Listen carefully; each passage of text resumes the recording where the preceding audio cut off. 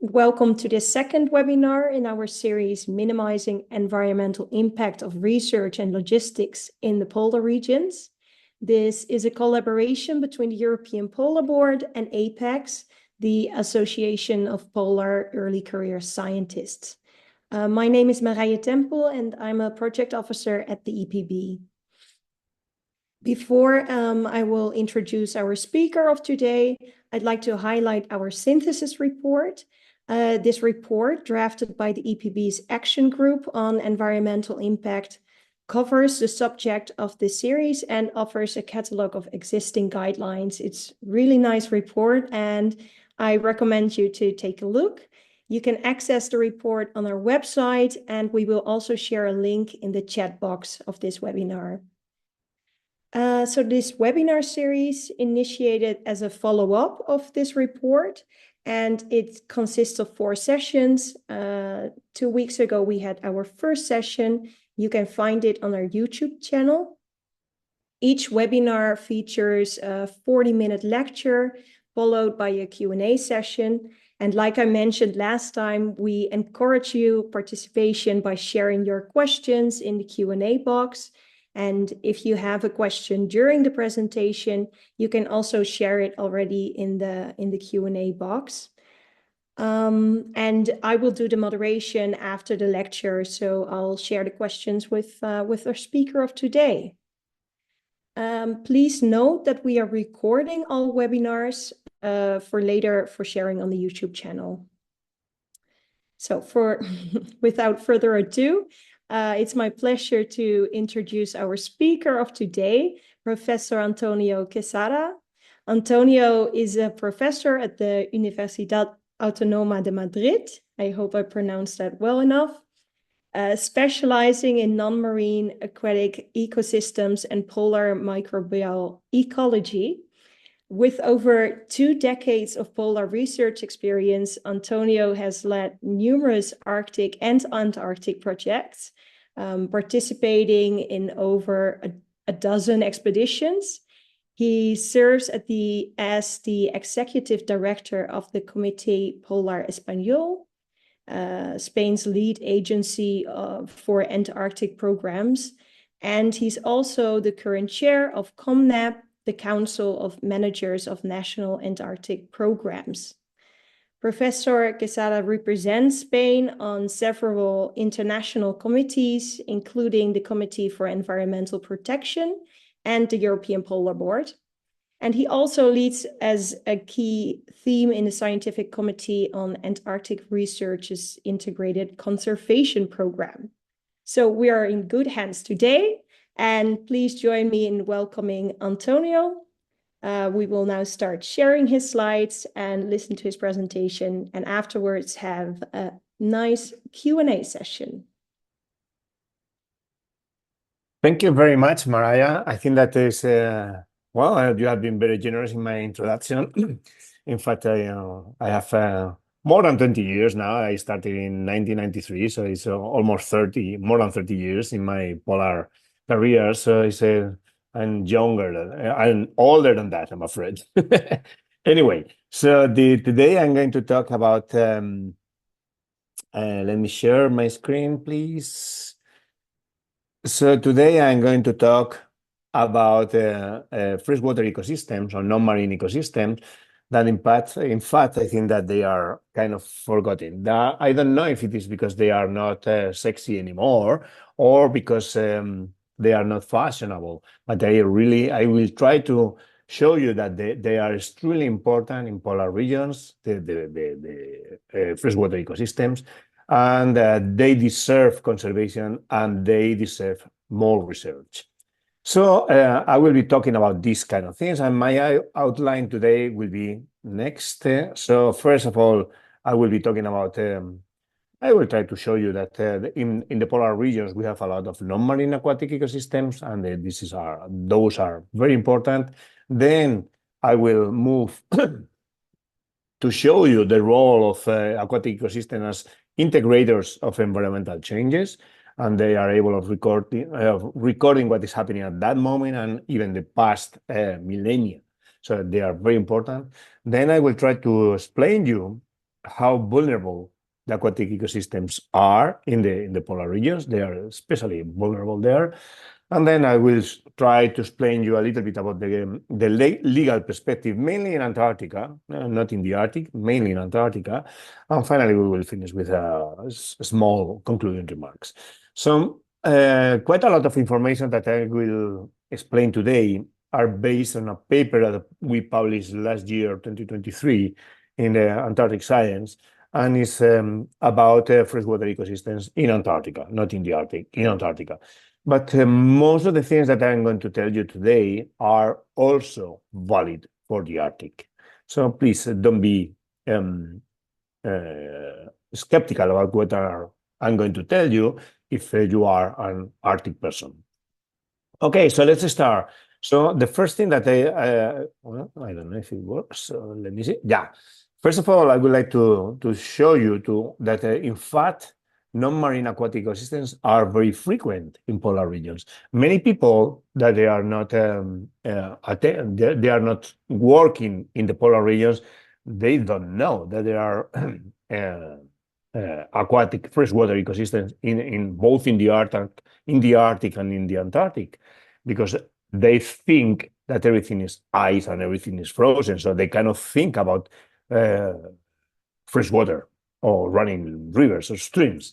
But in fact, there are many, and I will try to show you some of them. And well, we have found in Antarctica that we have found freshwater ecosystems very far south, very, very far south.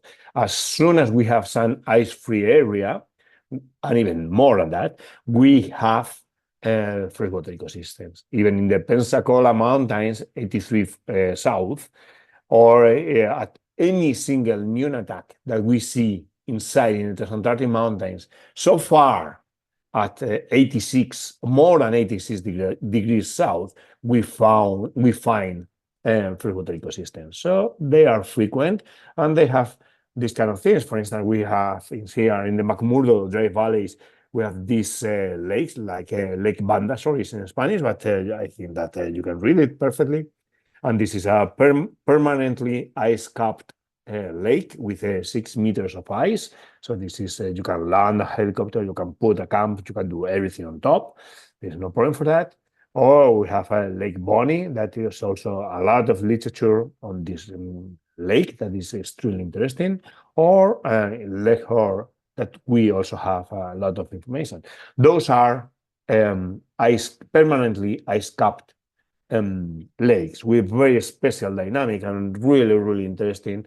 They were very much investigated in the late 90s. In the 90s, early 2000s, there were a lot of excellent papers on this area. But we also have in other regions, not so cold regions, we have non-permanently ice-capped lakes, like Limnopolar Lake, for instance, that it melts every year, number of days of ice-free conditions every year, and they have a special dimension, special characteristics as well. But we also have rivers. Some people don't know that, but even this Onyx River in the dry valleys, it runs 25 kilometers, and it's in the extremely arid area and extremely dry, extremely cold, but still is running water in this dry valleys area. In other areas, we have very sophisticated freshwater streams running around the landscape, and the networks are very large, like this one, for instance, in Bayers Peninsula, Livingston Island, in Antarctica. At the back, you can see Deception Island. So it's freshwater is frequent in polar regions, and sometimes one of the things that is important that in the polar regions, many times what is limiting life is not the cold, it's not the lack of nutrients, but is the availability of liquid fresh water. And as soon as you have liquid fresh water, you have a lot of life developing around. For instance, those are microbial mats in one of the streams in the maritime Antarctica, or you can see this kind of streams going through the ice coming out from a lake, for instance, Or you have this kind of beautiful landscapes on top of ice shelves in the Arctic. This is in the northern Ellesmere Island in Canada. You can see that beautiful freshwater landscapes that you can find on top of the ice shelf. Or, for instance, this is in the McMurdo ice shelf that you can see what we call the dirty ice. You can see those black particles, those black rocks that appear on top of the ice. And as soon as you have something that is acquiring radiation from the sun, it warms up a little bit the ice, the surrounding ice, and it melts the ice and produces small lakes. This is a fantastic area where you can find a huge diversity of chemical conditions, biological conditions, and also physical conditions. So this is a beautiful area to be investigated. These are, you see the number of lakes that you can see here only in this shot from a helicopter. There are hundreds of different lakes, and everyone is a little bit different than the others, or sometimes very different in fact. But this is the most amazing thing is the freshwater ecosystem that you can find under the ice cap in Antarctica. This is in the skin is 2,000 meters thick, but in fact it reaches 4,000 meters thick, 4 kilometers of ice. And underneath that ice cap, you can see a complete water network, a lot of rivers, streams, and lakes. Every single blue dot that you can see there is a lake. Some of those lakes are very famous, like Lake Vostok, one of the largest lakes in the world, in fact, and it's there. It's under the ice cap that we have in Antarctica, for instance. So you see that freshwater ecosystems are very frequent. They are all around, and they are interesting. In fact, as I told you before, in the freshwater, we have life, because as soon as we have liquid water, we have life. We cannot expect this kind of life that I am presenting you here. We cannot think about killer whales or whales in our freshwaters. In fact, the largest animal that we have non-marine in Antarctica is this guy. It's a Branchynecta. This is a small crustacean that is about 1 centimeter long, and this is our whale. This is our freshwater whale that we have in Antarctica. This is the largest non-marine animal that you can find in Antarctica. And it's very interesting. This animal is extremely interesting with a peculiar activity, and this is really, really interesting. But most of the things that you can see in Antarctica, in the Arctic is different. In the Arctic, you have a fish, you have an Arctic char, you have other kind of animals. The food webs are more complicated, more complex, and you have a lot of different things. You have insects, you have many, many different things.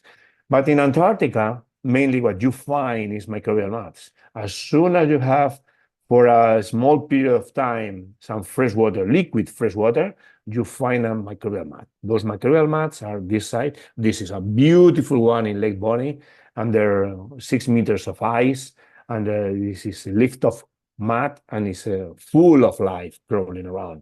Or this in the surface in the maritime Antarctica, each one of those blobs, black blobs, is a colony of different organisms, and this orange mat is another consortium. This is a real micro ecosystem. In few centimeters, as I will present you now, you can see here, for a couple of centimeters, you see a number of layers, and every layer is formed by many different organisms. So in these small things, we have a full micro ecosystem that covers everything in there. But we also have terrible animals like this nematode that is growing here, or for instance, this collembola, or this terrible acari. Those are small things, but the real things that we find in the microbial mats are microbial organisms, microorganisms like this rotifer, for instance, that is very nice. Or we have this tardigrade, for instance, that they are very frequent in microbial mats. They are playing a very important role in the microbial food web, and this is really important. And for instance, let me show you that this is a published paper that we published a few years ago about the diversity of viral community in a lake in Antarctica. We found the largest diversity of viruses ever in the world in an Antarctic lake. So this is really important, and it poses extremely important questions. So what I have presented already is that we have a very large diversity in those freshwater ecosystems, non-marine ecosystems, and most of the life is microbial. Most of the things are microbial consortia that they are playing a very important role. But not only that, but the aquatic ecosystems are also integrators of environmental changes. And they are able of accumulating the information about the changes that we have been having in the past, like for instance the last millennia, or what is happening nowadays. So let me show you this. This is a sediment core that we obtain from a lake. It's not from the ocean, it's from a lake. And this sediment core in a lake in the maritime Antarctica shows you the first thing. Even if you are not paleolimnologist, you will see here that there are many differences in the different layers. Those lakes have tremendously slow sedimentation rate. So in many cases, is less than a centimeter per 100 years, per century. So this is a lot of very fine structure that we can identify. First of all, you can see what you have. There are those black lines that you have in the centimeter 11, and you can see that those are very black. Those are tephra remains from a volcanic eruption that happened few hundred or few thousand years ago. But you also have can see there are some brownish layers, and you can see between the 14th and 15th centimeter, you can see kind of different texture. You can see there are kind of very, very soft texture, and apparently not very well stratified. But in fact, that area is perhaps a little age area, little ice age. So you can see that the sedimentation rate was extremely low, very fine, very, very, very fine sediments. And this was perhaps because of an ice cap was covering everything. So it was the few elements, the few particles that were in the lake that were sedimenting into the lake. And on the other side, you can see some more rough, rugose area that, for instance, in the 17 centimeter, and this is underwater mosses that they were growing there. So you can see that they are recording a lot of information, what is happening in the lake, in many, many long period, in very long period of time. So this is very important. But not only that, they also record what is happening in the watershed. This is it's not only recording what what we were supposed to have in the past, but they are also showing what is happening in the full watershed. So, as I showed you before, aquatic ecosystems are interconnected by streams, by groundwater, by different ways, and they are communicating one each other. So all the information that we have in the watershed is transmitted between the different water bodies, and at the end is accumulated in the lake basin. For instance, here, this is a very, very tiny watershed that we were working on in one of the maritime Antarctic islands. We were doing this work many years ago, but if you see this landscape, you understand that anything that happens in the watershed goes to the lakes, to that number of small lakes, connected by the streams, and finally get to that larger lake there. So the lakes here are integrating what is happening in all the watershed. So this is also important. This is for scientific purposes is extremely interesting because we can we have what we call a magnification of the information because they are integrating everything. So for that, I am suggesting this model, this integration conceptual model, in which we have different inputs that can affect different aspects in the watershed. For instance, biology, geomorphology, permafrost. Depending on what's happening, it will be a change in the watershed, in the complete watershed. And this is what I would call sensorial system. These are the senses of the model. Then that information is connected with the nerves, with the streams and groundwaters, and all that information runs downslope to get to the lake finally. And I consider the lake like the brain of the system, because the brain of the system, the lake, is integrating all that information and has a reaction on that.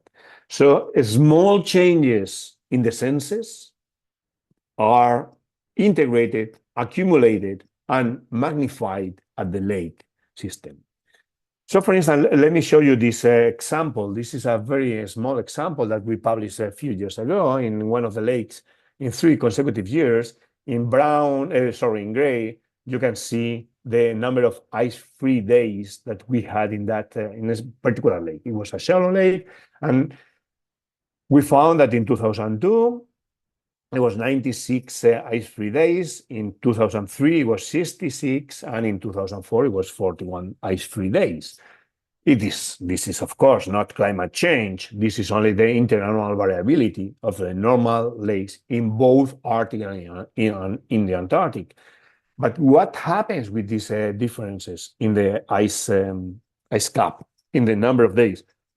This is extremely important for the life and the reaction of the lake. For instance, if we check this is from the same lake, what we see here is the thermal structure of the lake, the physical structure of the lake. What we see is as we advance in the season, as we advance in the summer, towards the summer, the ice cap is melting, starts melting, and then the sun can go through the ice bit by bit, is warming the water.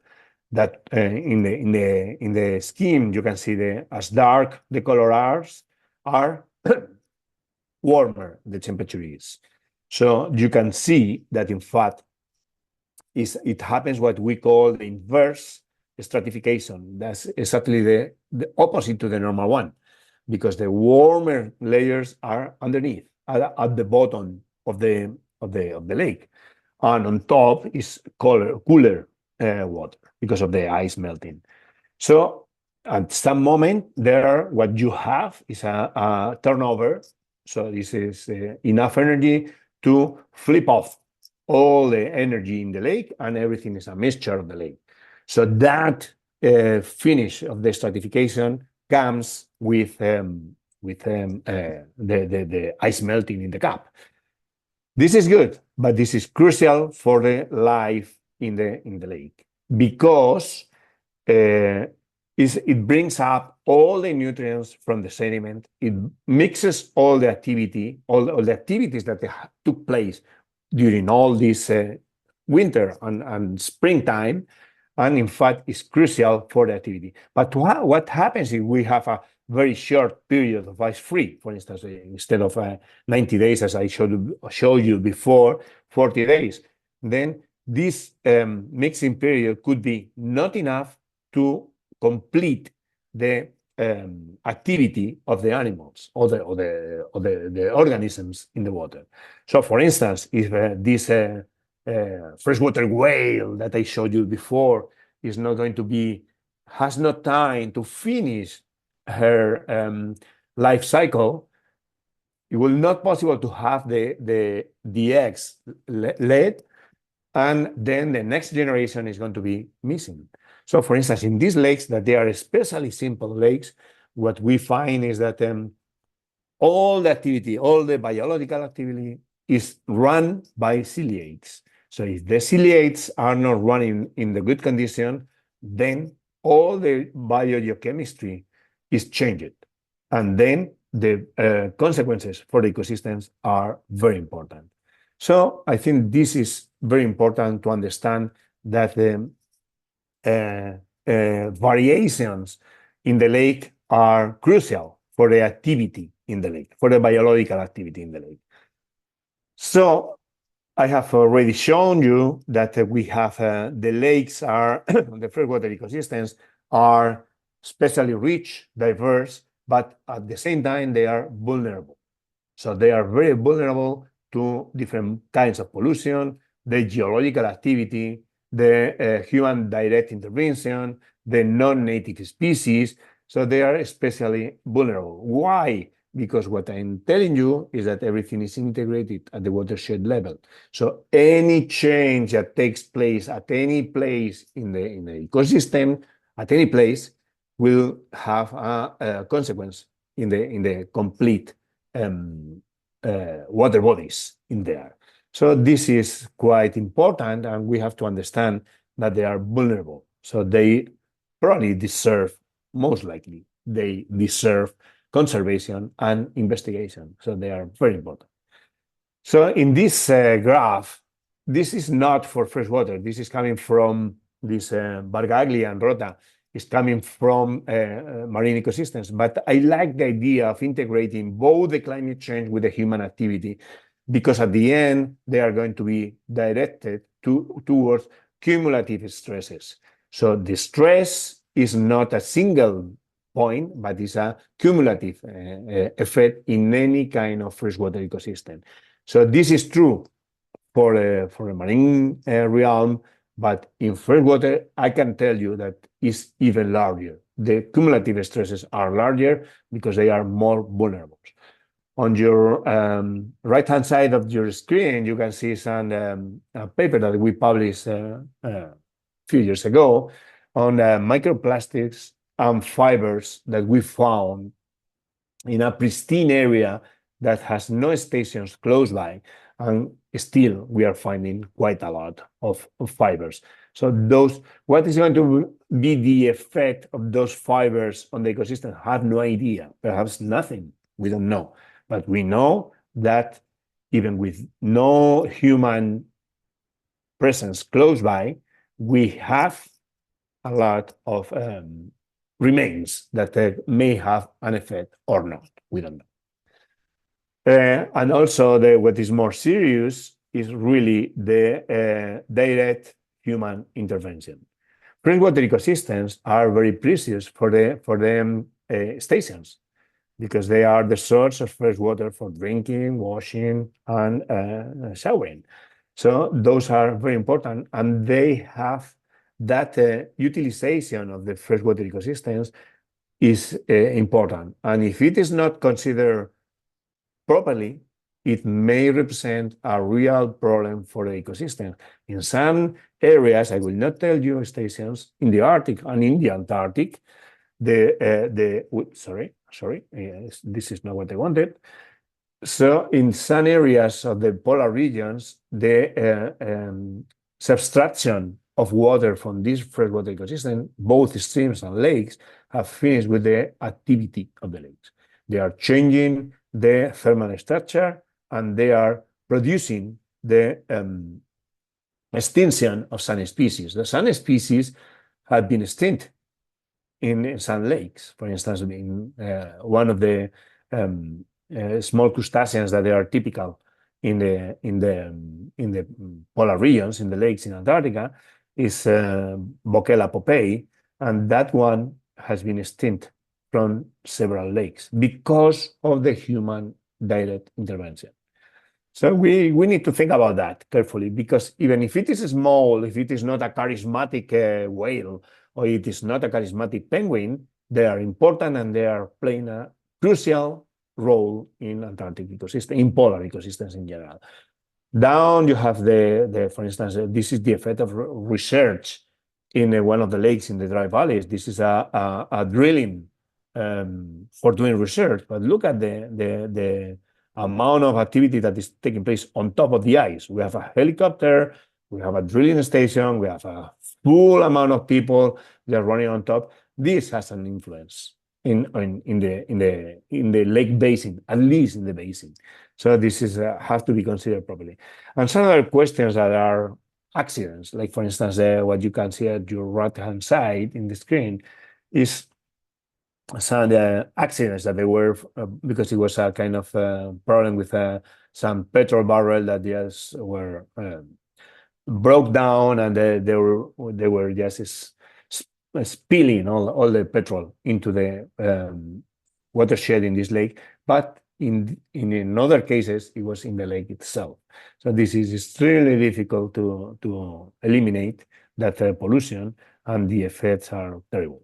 As the same like drilling fluids that they have been used for many years in many places for drilling both ice and sediments. So this is the direct intervention is really important. And also non-native species. So I will not talk about that very much because my colleague Kevin Hughes gave a beautiful seminar last time in this series. And what is important, this guy, Circosera maculapennis, is producing a tremendous change in the freshwater ecosystem in King George Island. So this is something that we are exposed to, and we have to be extremely careful with these kind of interventions. But I tell you that I will not go further on that because Kevin did it perfectly last time. And also these other problems, like for instance, the geomorphological impacts. As you can see here, this is thermokarst lakes in the Arctic. These are, but they also happen in the Antarctic, that there are the permafrost is melting, and then there's a sink, the ground sinks and creates a new hydromorphological network, and everything changes. All the different watershed structure, physical structure changes. So this is important, and this produces an enormous amount of new water bodies and changing the conditions. This is, of course, climate change, and is producing this kind of thermokarst lakes that they are beautiful. In fact, when you visit these areas, it's fantastic. Every single lake has different biological community and different colors, different chemistry, and it's beautiful. But this is direct effect of humans in Antarctica through climate change, in the Arctic as well. So I told you already that the water bodies in polar regions are diverse, are interesting biologically and ecologically. They are also sentinels of what happened before and what is happening at the moment. And also I told you that they are vulnerable. So I think that with these 3 points, we can think about protection, providing the maximum protection to the water bodies. As I told you at the beginning, I don't know why, but the reality is that in many cases, the protection that the research on freshwater ecosystems is kind of old-fashioned. I don't know why, but it's really important. So, for instance, in Antarctica, I will go to Antarctica because it's where we have been focused mainly.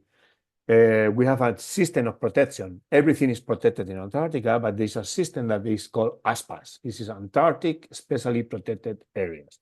ASPAS have a very important profile.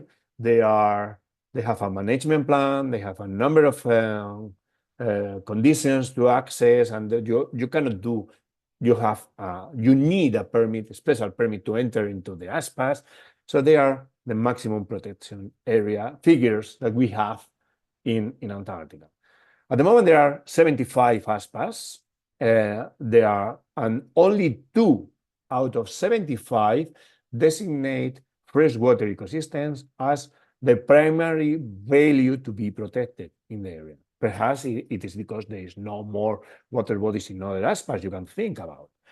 But in fact, now we have 3 new ASPAs that they are coming, that they already incorporate a freshwater ecosystem as the main role, the main reason to be protected. But 14 more talk about freshwater ecosystems, so they have freshwater ecosystems, and 26 more have freshwater ecosystems in the boundaries, but they are not recognized as important or something to be protected. So as you see, we have more than half of the ASPAs, at least more than half of the ASPAs that exist in Antarctica that have freshwater ecosystems, and only very tiny amount are the main value of protection. Also, it's important to understand that in many cases, it's not protected the watershed itself.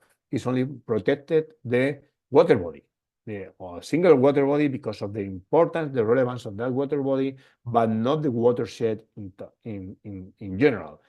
So in my presentation, I try to explain you that everything is integrated at the ecosystem level, and the watershed is the unit that should be protected, because anything that happens at any place in the watershed will go to the lake at the end, at the very end. So that's, I think, quite an important point. Oops, sorry.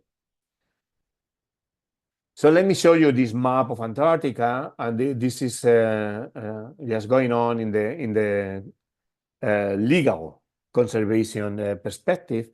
You can see here in red, in the red triangles, you can see the ASPAs that are in the continent.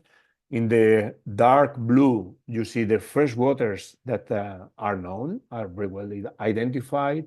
And you can see in the pale blue, those that have been non-visited ever, but they are remotely found from satellite or drones or whatever.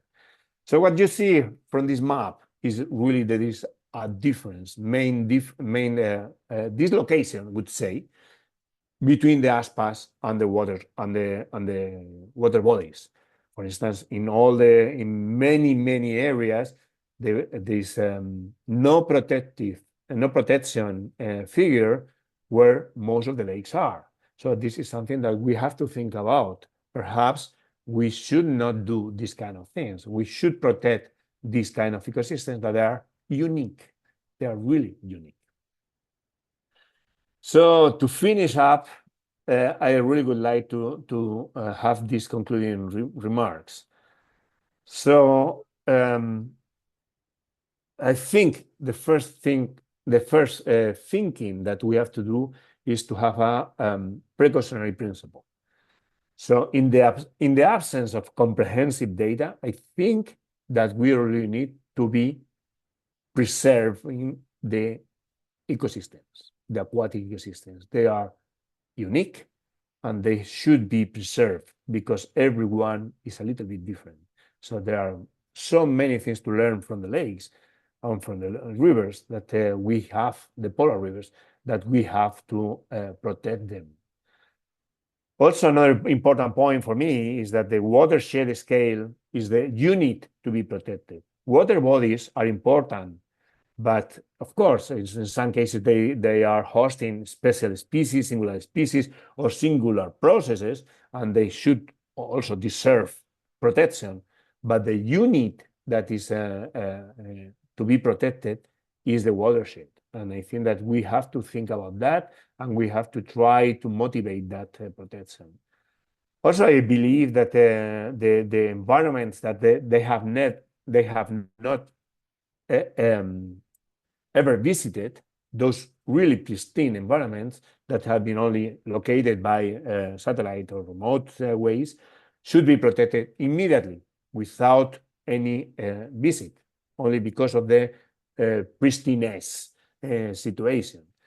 And I also believe, to finish, that we really need to think about new strategies for designation of protected areas in both Antarctic and the Arctic. Those strategies require thinking, general thinking, and it's not what we are doing now in the treaty, in the Committee for Environmental Protection in Antarctica, and also perhaps many countries should think about that in the Arctic realm, where they have the sovereignty and they have the capability of protecting their own landscape. And with this, I will finish, and I thank you all for your attention, and I'm ready for questions. Thank you. Thank you so much, Antonio, for this lecture. Before we will close up, we have time for Q&A. So I encourage everyone to ask their questions in our Q&A box. I don't see any questions yet, but I see Attila raising his hand. So we will start with a question from Attila, and then we will continue with some Q&A questions from the audience. Thank you, Marija. And thanks, Antonio, for your great talk. This presentation not only helped us about being informed about these valuable, precious ecosystems, but also raised awareness, and these are often overlooked. So my question will be a kind of general. What would be your first recommendations for the whole of researchers to be working on these environments, for some practical mitigation measures to keep them protected? Thank you very much, Attila. It's a pleasure to have this question, because I think this is important. We already have in SCAR, we have different protocols, different ways of avoiding the impact in the water bodies. So we have already kind of documents that we can follow. But I think the most important thing is awareness. It's just to understand that the freshwater ecosystems are crucial, and they are delicate, they are vulnerable, and they are unique. For instance, sorry for being so rough, but only peeing in the watershed makes a huge difference in the water body, because all the urine that goes to the lake will change the nitrogen budget quite a lot. I have done some calculations, and a research team not taking the urine out of the watershed represents working for a month in an Antarctic lake represents doubling the amount of nitrogen that enters into the system. So this is something that people are not aware of. So I think that the most important thing is information and awareness. Thank you, Antonio. We have a question from the audience, from Annick Wilmot, and she's asking, there is a current debate whether it is possible to make ASPA for unstudied site because there is no baseline data. Maybe that this needs to be clearly stated in literature. That baseline data is not necessary because there is a general knowledge that any new water ecosystem deserves protection. So thank you very much, Annick. This is a very nice question. In fact, I think that we have the mechanisms to propose, at least to propose, because of precautionary questions or principles, just to propose protection of some areas. If we protect some areas without any knowledge, this is a little bit strange. I agree with Nick, but in fact, we can try to do it, and then we can, it was suggested by some countries, some parties in the treaty, that we can make a kind of interim declaration of specially protected area, and making the maximum protection in that pristine area before having the data as a precautionary principle. And then when you have the data about that area, you can decide if you keep it or not. So I think this was suggested last year, and I think that is perhaps it could be a very interesting point. Thank you. Annick says, thank you for your nice talk and very clever answer and strategy. So can you elaborate on any best practices of any other projects that maybe can we make any connections with freshwater ecosystems in other parts of the world, or like only if we focus on policies? Well, this is difficult because, in fact, the trophic webs that we find in the aquatic ecosystem in the polar regions are quite different to the others. So they are not easy to compare with other ecosystems. But what we know, they are more vulnerable. Any very small introduction of something will affect tremendously. This we know because we have done some experiments and we know that. All the community knows that. So we understand, for instance, in terms of eutrophication. So we know that the models show that with the climate change, what is going to happen is eutrophication in polar lakes and rivers. This is terrible because this will change completely the dynamics of the lake and the biology of the lake. So I think that this is one of the main points that we really need to understand, to connect our freshwater systems in our countries to the polar regions. But the other way around is difficult because polar regions are, the lakes in polar regions are very pristine, and the balances that they have in the biota there and the ecology are difficult to find in other places in the world, except in high mountain lakes, for instance. So this is difficult, but we have to take our knowledge from our lakes towards the polar lakes, because it's what is going to happen, unfortunately. Yes, thank you, Antonio. I don't see any questions yet in our Q&A. Oh, there you go, Amy McFarlane. She's part of APECS, and she will also be participating as a speaker in our last webinar. And her question is, who do you think is responsible to ensure scientists and visitors to the Arctic are aware and take steps to reduce their environmental impact? Does this fall on individual scientists to read and follow guidelines for their individual projects, or does something need to be implemented in advance in policy to make this change happen? And secondly, in your experience, is it easy to discuss the environmental impact of science with scientists?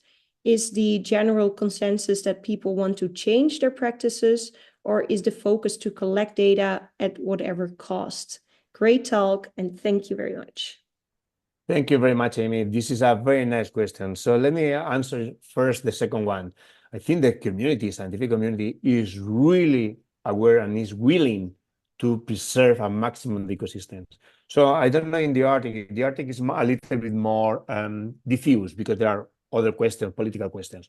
But in the Antarctica, everyone is aware of that. And in fact, we are ready to reduce our impact as maximum. For instance, something that I am suggesting, I am leading the Spanish program, and the first thing that we do for going to Antarctica and also to the Arctic is I ask our researchers to do their own impact assessment, not the official one that I am asking as a program, but their own one, just to make sure that they understand what they are doing. For instance, let me put you a very easy example. When we first went to a Baies Peninsula, this is an area, beautiful area for freshwater ecosystem, 60 plus square kilometers of lakes and rivers. What I wanted to know is what would be my impact on the ground as a researcher, my team, my project. So we were measuring our compactation of only our footsteps on the ground. And we understood, and from there we published several papers indicating different strategies to keep the ecosystem as untouched as possible. So I think that people are really, really aware of, and people are thinking about that, and they are happy. Researchers are very happy about making the less impact as possible into the ecosystems. Your first question about the Arctic is difficult because the Arctic belongs to different countries, and every country has different environmental issues, different environmental perspectives. So just to clarify, to have an equal perspective, environmental perspective for all the countries, all the Arctic countries, is difficult. Everyone has different ideas, and you cannot do everything you want at any place. So this is not easy to answer. But I believe that this is something that we have to work on in advance. What you said before, we need to go in advance. We need to understand what is our impact. Can we land a helicopter on this lake? Can we have a trench in this lake to do some research? Can we dig a hole of 2 meters at any place, at any cost? These kind of things are, perhaps you can do it in another site that is less vulnerable. So I think that these kind of things should be in the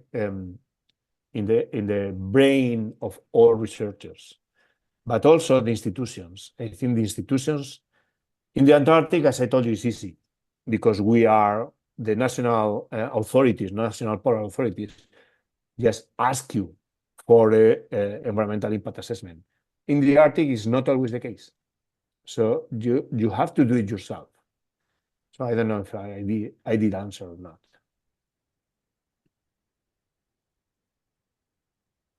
Thank you. Amy says, this is a great idea to get scientists to do their own impact assessments as a little exercise before departure. We can definitely learn from this. Thank you again for a great talk. Yes, I think this is also something that we will continue talking about in our last webinar of the series, the 4th one. Thank you, Amy. I don't see any other questions yet. And I also see that it's almost 3. So this is one last chance if anyone wants to ask another question. Otherwise, we will close up. Or if you have any additional comments, Antonio, but I think you had a very just thank you, Marije. In fact, I wanted to say something. I think that this is a great idea from EPB and from APECS to run this seminar series, because I think this is important to understand that we researchers or we people related to the polar regions should be the most interested group in the society to conserve and to preserve the landscape and the polar ecosystems. So I think this is very important, and I thank you, Attila, also for organizing this and for pushing this in EPB. And I think this is a great idea. And so I hope that it will have a lot of audience in the future. Thank you. Yes, thank you so much. I think those were some really nice closing words. I will just follow up with some more. Yeah, thank you, Antonio. And thank you all for joining us today for this webinar. Please keep an eye out for our upcoming webinars. You can see them here on the slide. We will explore more aspects around this topic. The 3rd webinar will elaborate more on policy side of things, on top-down mitigation approaches, particularly the Madrid Protocol, its role in protecting Antarctica. And the final webinar, it will be organized by APECS, and we will explore more bottom-up initiatives for researchers and polar programs to minimize their environmental impact during field work. So I'm very interested in that as well. Thank you once again, to Antonio Quesada for his contributions, and to all of you for participating. And hopefully I see you again at our next webinar on the 8th of October. Thank you. Don't miss next one. Birgit is a perfect speaker, much better than myself. So don't miss next one. It's very good. Good. Thank you. Goodbye.